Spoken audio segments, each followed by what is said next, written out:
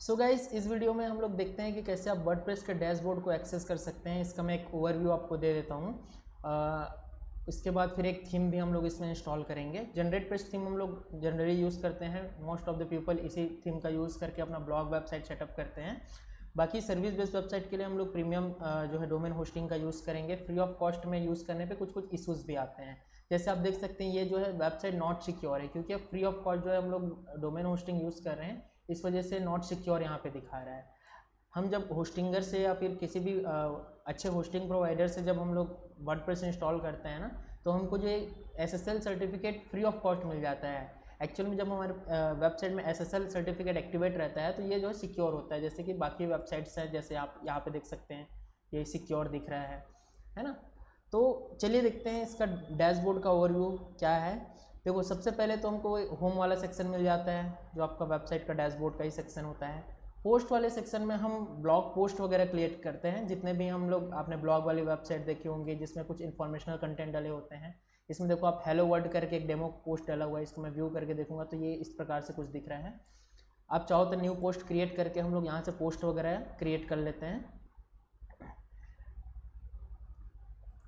Simply इसमें देखिए add title दिया हुआ है। फर्स्ट टाइम आएंगे तो ये नेक्स्ट का ऑप्शन आएगा, यहाँ पे टाइटल डालेंगे, यहाँ पे कंटेंट डाल के इसको पब्लिश करके हम लोग कंटेंट जो है क्रिएट करते हैं। ठीक है, कुछ कैटेगरीज बेस होता है हमारा कंटेंट। जो भी हम लोग कंटेंट डालते हैं वो किसी न किसी कैटेगरी पे बिलोंग करता है, तो कैटेगरी क्रिएशन का काम यहाँ से होता है। आप सिंपली जैसे अगर आप लोग टेक्नोलॉजी के ऊपर लिखना चाह रहे हैं तो मान लो ये टेक्नोलॉजी आपका एक कैटेगरी हो गया, तो इसको मैं ऐड न्यू कैटेगरी करके ऐड कर दूंगा, तो ये जो है कैटेगरी ऐड हो जाएगा। बाकी जितने भी पोस्ट हैं वो अनकैटेगराइज्ड होते हैं बाय डिफ़ॉल्ट। आप चाहो तो अब जो पोस्ट क्रिएट करेंगे उसको टेक्नोलॉजी कैटेगरी में ऐड कर सकते हैं। वैसे ही अगर मैं न्यूज़ वाला कंटेंट डाल रहा हूँ तो न्यूज़ मैं कैटेगरी बना देता हूँ। आप चाहो तो हेल्थ से रिलेटेड बनाना चाह रहे हो तो हेल्थ से रिलेटेड हम लोग एक कैटेगरी बना लेते हैं। तो जो पोस्ट हम डालेंगे वो इसी प्रकार से जो है कैटेगरीज वाइज रहेगा। वो जब हम लोग पोस्ट क्रिएट करेंगे ना, उसमें आपको बहुत अच्छे से समझ में आएगा। फिर आता है कुछ टैग्स वगैरह होते हैं, वो चाहे तो आप यूज़ कर सकते हैं। वैसे जनरली टैग वगैरह उतना यूज़ होता नहीं है। ये जैसे कैटेगरीज होती है ना, वैसे आप डिफरेंट टैग यूज़ कर सकते हैं अपने कंटेंट के टॉपिक के अकॉर्डिंग। जैसे हैशटैग हम लोग यूज़ करते हैं ना इंस्टाग्राम वगैरह में, वैसे ही, ताकि जब भी कोई उस टैग में क्लिक करेगा तो पर्टिकुलर जो आपका जो पोस्ट है वो उस टैग से रिलेटेड ओपन हो जाएगा। फिर आता है मीडिया वाले सेक्शन में जितने भी हमारे मीडियाज़ रहते हैं, जैसे आपका कोई PDF होगा, कोई इमेजेस होगा, कुछ वीडियोस होगा, कुछ डॉक्यूमेंट्स होंगे, वो सारा आपके मीडिया फाइल में ऐड रहता है। आप चाहो तो यहाँ से ऐड फाइल करके नया फाइल भी ऐड कर सकते हो। मैक्सिमम अपलोड साइज आपका 20 MB इसमें दिया हुआ है। देन आप सबसे इंपॉर्टेंट चीज़ आता है पेजेस। हम जब भी वेबसाइट बनाते हैं तो मल्टीपल पेजेस बनाते हैं। अगर हमारी ब्लॉग वाली वेबसाइट है तब तो हम एक ब्लॉग पोस्ट क्रिएट कर लेंगे, बट अगर हमारा जो है सर्विस बेस्ड वेबसाइट होता है तो हम लोग अलग अलग पेजेस बनाते हैं। जैसे आपका होम पेज होता है, आपका सर्विस बेस्ड पेज होता है, आपका कोई टीम का एक पेज हो सकता है, आपका contact us, about us, disclaimer, privacy policy, terms and condition, multiple pages होते हैं जो हर नॉर्मली वेबसाइट्स में यूज़ होते हैं। तो पेज बनाने वाला काम हमारा यहाँ से होता है। इसको हम लोग अलग अलग पेज बिल्डर के थ्रू डिज़ाइन भी कर सकते हैं। आने वाले वीडियोज़ में हम लोग देखेंगे कैसे पेज बिल्डर के थ्रू हम इसको डिज़ाइन करेंगे। बाकी पेज वगैरह क्रिएशन का काम यहाँ से होता है। अगर हमारी ब्लॉग वेबसाइट है तो बाय डिफ़ॉल्ट हमारा जो ब्लॉग पोस्ट है वो हमारे होम पेज में शो करना स्टार्ट कर देता है। बट अगर आपका सर्विस बेस्ड वेबसाइट रहेगा तो हमको उस पर्टिकुलर पेज को वहाँ पे शो कराना होगा। जैसे अगर मैं होम पेज बनाना चाह रहा हूँ तो होम पेज को मुझे सेटिंग्स के रीडिंग वाले ऑप्शन में जाके यहाँ से योर लेटेस्ट पोस्ट को सिलेक्ट करके यहाँ पे मुझे जो होम पेज जो मैं बनाया रहूँगा उसको यहाँ पे सेलेक्ट करना पड़ेगा। अभी फिलहाल लेटेस्ट पोस्ट ही सिलेक्ट करते हैं क्योंकि ब्लॉग वाली वेबसाइट की बात चल रही है। ठीक है, देन आता है आपका कमेंट। जो जिन लोग कमेंट करेंगे वो सारा आपका कमेंट वाले सेक्शन में शो होगा। फिर आता है मेन इंपॉर्टेंट थिंग, अपीरेंस जो होता है आपका जो वेबसाइट का थीम इंस्टॉलेशन का पार्ट होता है। इसके थ्रू हम लोग अपने वेबसाइट में थीम इंस्टॉल करते हैं। तो सिंपली अपीरेंस में जाके थीम में क्लिक करेंगे, यहाँ से ऐड न्यू थीम कर लेते हैं। तो जैसे कि मैं बताया कि हम लोग जनरली जो है जनरेट प्रेस थीम या एस्ट्रा थीम का यूज़ करते हैं। तो मान लो मैं ये जनरेट प्रेस थीम जो यहाँ पे दिख रहा है, आप सर्च करोगे तो मिल जाएगा। इसमें क्लिक करके इसको इंस्टॉल कर लेते हैं। जैसे इंस्टॉल करेंगे आपको एक्टिवेट करना होगा। तो देखो अभी जो आपका इंटरफेस कुछ इस प्रकार से दिख रहा था, अभी इसको मैं अगर रिफ्रेश करूँगा तो जो जनरेट प्रेस थीम की वजह से इसका जो इंटरफेस है वो पूरा चेंज हो गया है। थीम एक्चुअल में कुछ नहीं होता है, हमारे जो वेबसाइट का लेआउट होता है वो आपको थीम के फॉर्म में हम लोग चेंज कर लेते हैं। तो अलग अलग थीम जब हम लोग इंस्टॉल करेंगे तो अलग अलग आपका लेआउट जो है क्रिएट हो जाएगा, आपको डिज़ाइन अलग अलग मिल जाएंगे और उसके अकॉर्डिंग फिर उसका कस्टमाइजेशन होता है। तो फिर हम लोग उसको कस्टमाइज़ करते हैं। तो पहले हमने जैसे ही हमने जनरेट पेज थीम इंस्टॉल कर लिया, अब आती है इसको कस्टमाइजेशन की। तो कस्टमाइज़ करने से पहले हम कुछ कंटेंट वगैरह क्रिएट कर लेंगे, लाइक कुछ पोस्ट वगैरह बना लेंगे, कुछ पेजेस क्रिएट कर लेंगे, कुछ जो इंपॉर्टेंट पेजेस होते हैं वो सारे हम लोग क्रिएट कर लेंगे, कुछ कैटेगरीज क्रिएट कर लेंगे ताकि इसको कस्टमाइज़ करना ना थोड़ा ईजी हो जाएगा। ठीक है। देन उसके बाद आता है आपका प्लगइन वाला सेक्शन। प्लगइन वाले सेक्शन में जो भी हम लोग अदर एक्टिविटी करते हैं, मान लो हमको कोई कॉन्टैक्ट फॉर्म ऐड करना है, व्हाट्सअप का शेयरिंग बटन लगाना है, सोशल मीडिया शेयरिंग बटन लगाना है, कुछ भी एडिशनल वर्क हमको थीम के अलावा अगर, क्योंकि थीम में जो बाय डिफ़ॉल्ट दिया रहता है वो तो हम यूज़ कर लेते हैं, बट उसके अलावा अगर हम लोग कुछ एडिशनल चीज़ें अगर हमको करनी होती है तो हम लोग प्लगइन का यूज़ करते हैं। सिंपली प्लगइन में जाके हम लोग जितने भी फ्री प्लगइन्स हैं वो हम लोग यहाँ पे सर्च करते हैं। लगभग 20-25,000 से ज़्यादा जो है प्लगइन्स हैं। अपने रिक्वायरमेंट के अकॉर्डिंग हम लोग उस प्लगइन को इंस्टॉल करते हैं और अपने साइट में यूज़ करते हैं।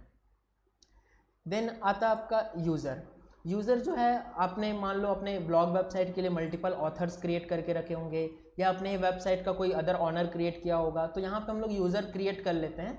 यूज़र के थ्रू उनका user name, email ID, first name, last name डालते हैं, वेबसाइट का लिंक लगाते हैं, एक उसके लिए पासवर्ड क्रिएट कर देते हैं एंड उसको एक स्पेसिफिक रोल दे देते हैं, लाइक सब्सक्राइबर है, कंट्रीब्यूटर है, ऑथर है, एडिटर है, एडमिनिस्ट्रेटर है।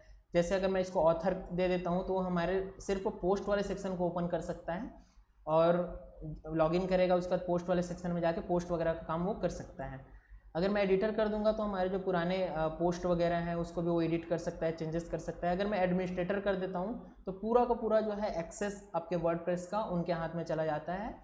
फिर कुछ कंट्रीब्यूटर्स हैं और सब्सक्राइबर्स हैं जो हमारे, मान लो हमारे कुछ जो विजिटर्स आ रहे हैं उसको हम लोग सब्सक्राइबर बनाना चाह रहे हैं अपना, तो इसका यूज़ कर सकते हैं। बाकी इतना यूज़ इसका होता नहीं है, मेन हम लोग ऑथर का या एडमिनिस्ट्रेटर का यूज़ ही मेनली करते हैं।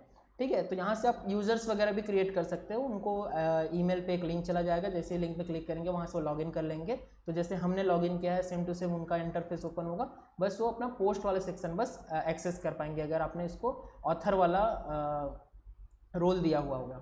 ठीक है। देन कुछ टूल्स हैं, टूल्स के थ्रू हम लोग चीज़ें इंपोर्ट एक्सपोर्ट कर लेते हैं। जैसे अगर आपने बाहर से, जैसे अगर आपने ब्लॉगर वगैरह से आपने वेबसाइट बनाई होगी या डिफरेंट RSS फीड होते हैं, वर्डप्रेस, अगर किसी और वर्डप्रेस का डाटा आपको इसमें ट्रांसफ़र करना है, इंपोर्ट करना है, तो इसका यूज़ करते हैं।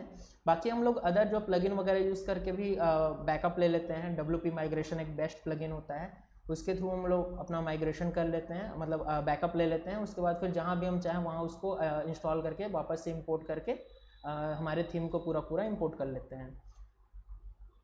तो ये टूल्स वगैरह है। देन आता है आपका सेटिंग कुछ जनरल सेटिंग्स है, कुछ आपके वेबसाइट का नाम, टैगलाइन वगैरह से रिलेटेड होता है। साइट आइकॉन होता है। साइट आइकॉन आपने देखा होगा जो कुछ इस प्रकार से होता है, जैसे यहाँ पे वर्डप्रेस का आइकॉन दिख रहा है ना, ये सॉफ्टवेयर क्लोज का दिख रहा है, तो ये साइट आइकॉन होता है। आप चाहे तो इसमें कुछ भी आइकॉन लगा सकते हैं। देन बाकी सारा चीज़ डिटेल जैसा भी दिया हुआ है।